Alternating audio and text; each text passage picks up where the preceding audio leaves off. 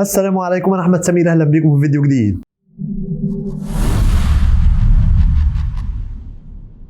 النهارده حل عرض ماندي نايت رو، بس قبل ما نبدا عايزك تشترك في القناه لو مش مشترك وتعمل لايك للفيديو، وما تنسوش يا جماعه في دلوقتي سلسلتين شغالين على القناه: تختيم لعبه اساسنز كريد الجزء الاول، وتختيم لعبه ذا لاست اوف اس للي حابب يتفرج على تختيم الالعاب.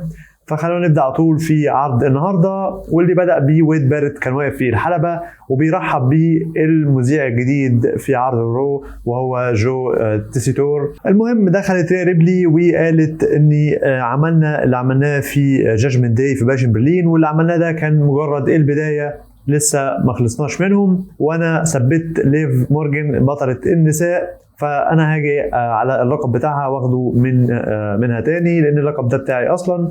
فشفنا دومينيك ميستيريو بيدخل وبيقول ان ليف مش جاهزه تلعبك يا ريا دلوقتي، لاني لسه بتتعافى من اللي انت عملتيه فيها في باشن برلين، لكن انا داخل اقول لك ان هي هتقبل اكيد بالتحدي بتاعك.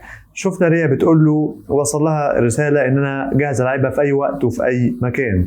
شفنا بعد كده ليف مورجان دخلت، وريا ريبلي قدرت ان هي تضرب ليف مورجان، فدومينيك ميستيريو لخم ريا ريبلي علشان ليف مورجان تقدر تضرب ريا ريبلي.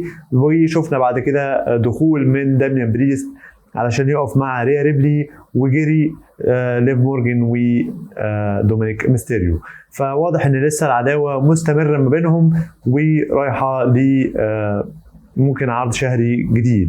فكويس، يعني لسه العداوه في القمه بتاعتها ما انتهتش، ما فقدتش الحماس بتاعها، وبالاخص كمان لسه لما هنخش مع دايمن بريست وفين بالر، فلسه العداوه مستمره. خلف الكواليس شفنا تشاد جيبل بيقول لامريكان ميد ان انا زهقت من كميه الخسائر اللي خسرناها قدام وايت 6، والنهارده هنحط حد للخسائر دي.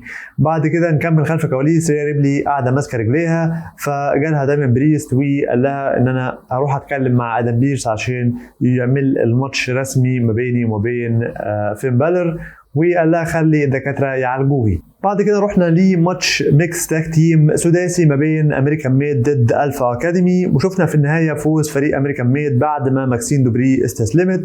شفنا بعدها تشاد جيبل مسك المايك وبيقول اني الوايت 6 كنت المفروض ان انا العب الاسبوع اللي فات ضد انكل هاودي ماتش 1 ضد 1، لكن الرجاله بتوعه دخلوا في الماتش، فعشان كده انا بطلب منه ماتش تاج تيم ثماني ستريت فايت هيبقى نلعبه الاسبوع الجاي ضد الوايت 6، هيبقى امريكان ميد ضد وايت 6. فشفنا دخل انكل هاودي وقال اني انا حياتي ما بقتش حياتي، وطالما انت اخترت كده انا ما اقدرش ارفض، وانا موافق على الماتش اللي انت قلته. ودخلوا بعد كده وايت 6 مع انكل هاودي ووقفوا جنبه. فده خلاص الاسبوع الجاي، يعني بالنسبه اللي قالوه ده رسميا ان الاسبوع الجاي هيكون نهايه العداوه بين امريكان ميد ووايت 6، واللي انا بصراحه عايزها تنتهي، لان عايز اشوف ايه اللي هيحصل بعد كده مع وايت 6 وايه المنافس الجديد بالنسبه لهم، لاني يعتبر يعني خلاص زهقت بقى من حواراتهم مع تشاد جيبل، بقى لنا فتره طويله مع تشاد جيبل والوايت 6، فالواحد زهق، فعايز يشوف حاجه يعني اجدد وكده. بعد كده نروح لماتش ما بين زيلينا فيجا ضد شينا بيزلر، وقدرت في الاخر شينا بيزلر تفوز بالماتش. بعد الماتش ما خلص طلعت شينا بيزلر وزوي ستارك وسونيا ديفيل بدأوا يضربوا في زلينا فيجا، لحد ما دخلت لايرا فالكيريا تحاول تساعد زلينا، لكن 3 طبعا أقوى من 2، فضربوا لايرا فالكيريا هي كمان. وسونيا ديفيل مسكت المايك وقالت إني محدش هنا يقدر علينا، واللي عايز يجرب يظهر ويجي لنا. عجبني الشغل اللي عاملاه سونيا ديفيل مع شينا بيزلر وزوي ستارك، كانوا تايهين الاثنين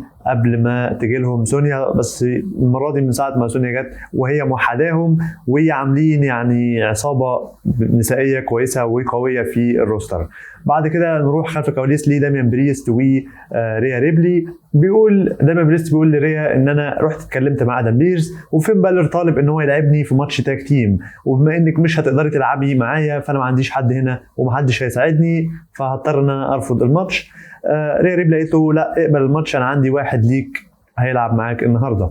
بعد كده نكمل خلف الكواليس. زيلينا فيجا بتقول لي ليرا فالكيريا ان انا زهقت من اللي عملوه ده، وهما الاثنين طبعا زهقانين من اللي حصل من سونيا وشينا وزوي ستارك. فقالوا خلاص احنا هنتجمع احنا الاثنين مع بعض ونخطط ضدهم. وليرا فالكيريا قالت انا ليا او عندي خطه نقدر نتخلص بيها منهم. بعد كده دخل سيم بانك للحلبه وقال ان انا خلاص خلصت من درو ماكنتاير وانا جاي على لقب العالم للوزن الثقيل، وجاي الوقت ان انا اكون بطل والدور عليك يا جونتر. بعد كده شفنا درو ماكنتاير بيدخل وبيضرب سيم بانك وبيعمل له 2 كليمور، ووقف في الحلبة وخد منه الحظاظة بتاعته وقطعها وأكلها له كمان، وبعد كده عمل له كمان كليمور والحكام بيحاولوا يفصلوا ما بينهم. حتى شفنا خلف الكواليس وسي ام بانك داخل عربية الإسعاف، جه تاني درو ماكنتاير وكمل ضرب في سي ام بانك، وبعد كده قدروا ان هم يفصلوا ما بينهم. فالعداوة لسه مستمرة الماتش ثالث. زي ما قلت لكم ان هيكون في ماتش ثالث ما بينهم، واعتقد بشكل كبير زي ما الاشاعات بتقول انه هيكون ماتش هيل ان سيل علشان ينهي العداوه بتاعتهم. ده اعتقد اللي هيحصل في عرض باد بلاد. فعجبني العداوه، لكن في نفس الوقت مش كل شويه نخلي حد يتصاب، يعني سيم بانك يغيب بعدها بفتره درو يغيب. العداوه كل ما هما الاثنين هيكونوا كل اسبوع موجودين بتكون اكتر حماسه وبتشجع الناس ان هم يستثمروا اكتر في العداوه دي. انما لو كل شويه هتعمل لي سيناريو ان حد يتصاب يعني بتقلل شويه من الاهتمام. لكن هنشوف في الاخر هم كاتبين ايه بالنسبه للعداوه دي وهتنتهي في الاخر على ايه. بعد كده نروح لماتش ثلاثي تاهيلي للقب القارات على المصنف الاول، والماتش ما بين إليا دراجونوف ضد دراجون لي ضد دومينيك ميستيريو. شفنا اثناء الماتش ان بيدخل كارليتو وبيساعد دومينيك ميستيريو وبيضرب دراجون لي، فدخل دايمون بريست يضرب في كارليتو. شفنا دومينيك ميستيريو ضرب دايمون بريست على الخفيف كده. دايمون بريست اتضايق جدا وجري ورا دومينيك ميستيريو وخلاه يخرج من الماتش اساسا وخرج بره الارينا كلها. شفنا في النهايه فوز إليا دراجونوف على دراجون لي وتاهل لي بعد كده المرحله الجايه في مسابقه المصنف الاول على لقب القارات. وشفناهم الاثنين بيسلموا على بعض، إليا دراجونوف في دراجون لي، وحتى إليا دراجونوف رفع ايد دراجون لي، يعني عادي ما فيش مشكله ما بينهم.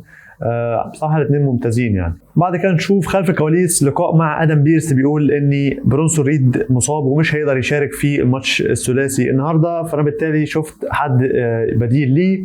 دخل برون سترومان وقال له ان انا سمعت ان انت بتتكلم عن بديل لبرونسون ريد فانا جاهز، والدكاتره قالوا لي ان القرار راجع لي انا طالما انا قادر العب. فشفنا ادم بيرس قال له خلاص طالما انت موافق والدكاتره موافقين انا ما عنديش مشكله، هتدخل انت بدل برونسون ريد. وبرون سترومان وحش يا جماعه، يعني حتى برونسون ريد اتصاب لانه اصلا عمل تسونامي على برون سترومان الاسبوع اللي فات على العربيه. برونسون ريد هو اللي اتصاب وجاي برون سترومان ياخد مكانه في الماتش عادي جدا. وحش يعني بصراحه كده. اصلا هو يعني ماسك بطنه بس قدر في الاخر ان هو يعني هيلعب ماتش زي ده. المهم نروح لي بعد كده جيد كارجيل وبيانكا بالير دخلوا لي الحلبه وقعدوا جنب ترابيزه المعلقين علشان يتفرجوا على ماتش لتحديد المصنف الاول على لقب التكتيم للسيدات ما بين جيد كارجيل ضد ألبا فاير وإيلا دون. لعبوا ماتش، شفنا اثناء الماتش ان ألبا فاير وإيلا دون لبسوا جيد كارجيل وبيانكا بالير مع دامج كنترول، لبسوهم في بعض. شفنا في اخر الماتش فوز ألبا فاير وإيلا دون بالماتش، وكده بقوا هم المصنفين الاوائل على القاب التاج تيم.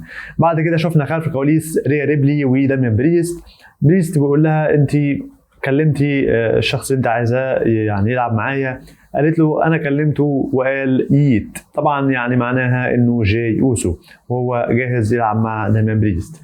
بعد كده شفنا خلف الكواليس كوفي كينغستون واقف مع ادم بيرس، وجه جونتر ومشي من جنبهم علشان هيخش للحلبة. بعد كده شفنا جونتر دخل الحلبة وقال ان انا كسبت راندي اورتن الاسبوع اللي فات، واحد من افضل المصارعين، واللي عملته ده كان مجرد اسبوع في مسيرتي كبطل او مسيرة اطول حامل لقب لقب القارات. دخل سامي زين ورجع سامي زين اخيرا وقال لي جونتر اني انت استخدمت الانتركونتيننتال تشامبيونشيب علشان توصل للورلد هيفي ويت تشامبيونشيب، وانا عايز اعمل كده زيك، فعلشان كده انا جاي عايز العبك انت على لقب العالم للوزن الثقيل، وعايز ابقى بطل عالم، فانا جاي العبك يا جونتر وبطلب منك ماتش على اللقب بتاعك. شفنا جونتر قال له ببساطه لا، اجابتي هي لا، وسابه ومشي. سامي زين قال له استنى ما تمشيش، انت عارف ان انا الوحيد اللي كسبتك في الناس اللي انت عمال تتكلم عليهم الفتره اللي فاتت اللي انت عملتها دي كلها، الفتره الطويله اللي انت عملتها كبطل دي انا الوحيد اللي قدرت اكسبك فيها، وانت عمرك ما انسحبت من مواجهه قبل كده، فليه بتنسحب من قدامي دلوقتي؟ ومشي جونتر. فخلاص هي كده شكلها رايحه سامي زين ضد جونتر على لقب العالم للوزن الثقيل. وليه لا؟ يعني سامي اي نعم هو سامي مش هيكسب، بس هنديله فرصه برضو على لقب العالم. ولو اني كنت اتمنى بصراحه ان سامي يعني يبقى في الاخر شويه، بحيث انه جونتر يكون قرب مثلا يفقد اللقب بتاعه، لكن دلوقتي يعني استحاله جونتر يخسر اللقب بتاعه، فهنشوف اكيد عداوه كويسه ما بينهم. بعد كده نشوف خلف الكواليس لقاء مع جاي اوسو، بيقول ان انا جاهز لماتش النهارده، فجاله برون بريكر وقال له ان انا هديك فرصه اخيره ان انت تبعد عني يا جاي وتركز في اللي انت بتعمله، ما تجيش عليا وما تجيش على لقبي، لان لو جيت عليا وعلى لقبي هتخسر. جاي اوسو قال له شكرا على النصيحه يا مبتدئ، لكن انا هاجي واخد البطوله بتاعتك منك وهبهدلك وانا بعمل كده. فهم بيلمحوا بقالهم فتره ان جاي اوسو ضد برون بريكر، فخلاص كده انت حرقت لي اللي هيحصل في البطوله بتاع المصنف الاول على لقب القارات.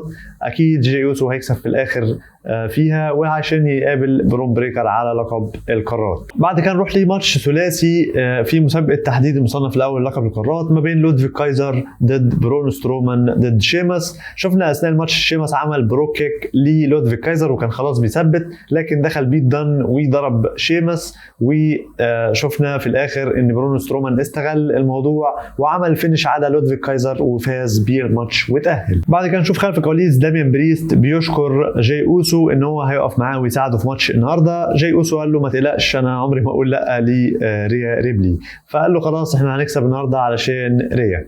بعد كده شفنا خلف الكواليس بيت دن واقف مع المذيعه بتقول له اللي انت عملته في شيماس ده لو حابب تعاقب على اللي انت عملته، فقال لها قولي له او وصلي له رساله ان دي مجرد رساله بسيطه من صديق قديم، واوعي تقولي لي يا بوتش تاني. وهو متضايق خلاص من اللي بيقول له يا بوتش، هو قال ان انا اسمي بيت دن مش عايز اسمع اسم بوتش ده تاني. واعلنوا ان عرض الرو الجاي هيكون خلاص نهايه مسابقه المصنف الاول على لقب القارات، وهيكون ماتش يعني رباعي ما بين برون سترومان ضد إليا دراجانوف ضد جاي اوسو ضد بيت دن، وماتش كمان تاك تيم على القاب التاك تيم للسيدات ما بين الابطال جيد كارجيل وبيانكا بالير ضد البا فاير وايلا دون، وماتش تاك تيم ثماني ستريت فايت ما بين امريكان ميد ضد وايت 6. بعد كده نروح للمين ايفنت ماتش تاج تيم ما بين داميان بريست وجاي اوسو ضد فين بالر وجي دي ماكدونا. شفنا اثناء الماتش دخول ليف مورجان وشدت جاي اوسو قبل ما يعمل سبلاش على جي دي ماكدونا،